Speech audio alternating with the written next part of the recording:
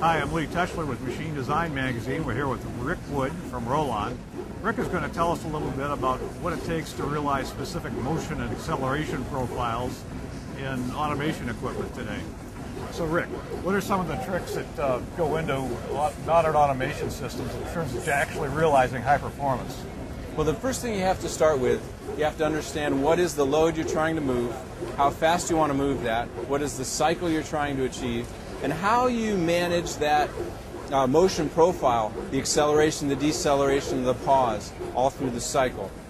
The load is very important. It is very important to size the mechanical device before you size the motor or the gearbox. That's one of the common mistakes we see is they choose, hey, this is my motor, can you make this module work with that motor? It doesn't really work very well if you do it that way.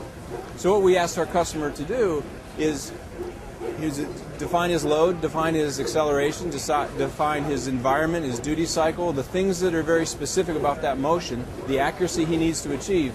Once we achieve that motion profile, then we can determine, okay, your motor is this and your acceleration, your gearbox is that. And we use the gearbox in order to change the ratio and the inertia between the motor, the mechanical system, and the motor system.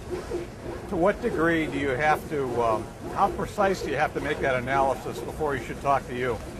Well, that is, if you give just the basic building blocks, just the basic load, the basic acceleration, where the load exists in space, then you can start to talk to us, and we can help you through that questioning process. But it's very important. If you miss a step, that is the step. That's the thing that's going to cause problems and failure down the road and cost a lot of money.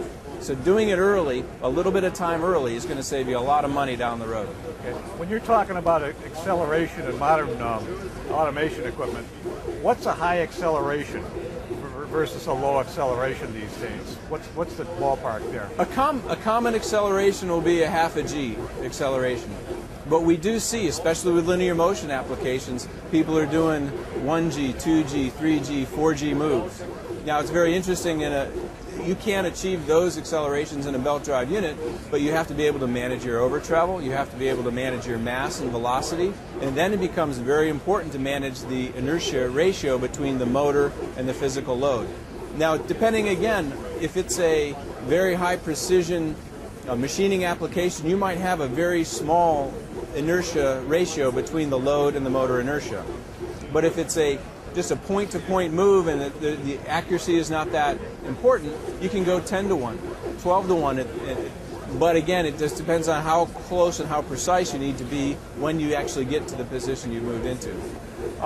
When do you have to worry about things like overhangs and cantilevers on a load? That you have all the time.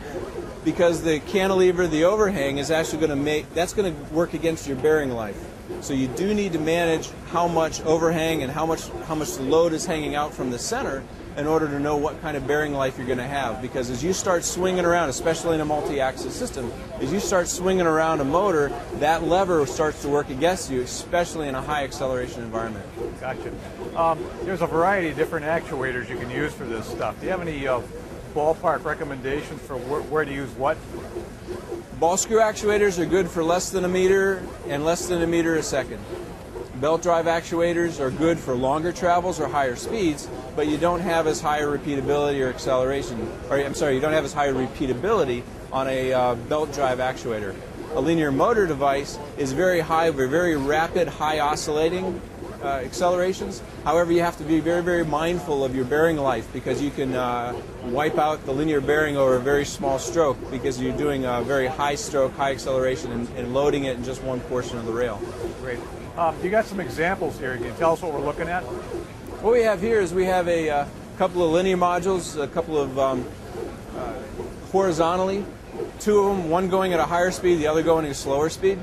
And they're, I think the bigger one is doing about a 2G acceleration at about 5 meters per second. The smaller one right now is going 1 meter a second and 1G. But we can actually speed those up to even 8G, or 5G and 8 meters per second. I see. We also have a vertical module that's throwing a ball up and down. It's interesting to see because we all know how a ball moves in space and what gravity looks like with a ball. Seeing a module move twice the speed, twice the acceleration of gravity in order to launch the ball and then come down and catch it. It's kind of a fun thing to watch. Cool.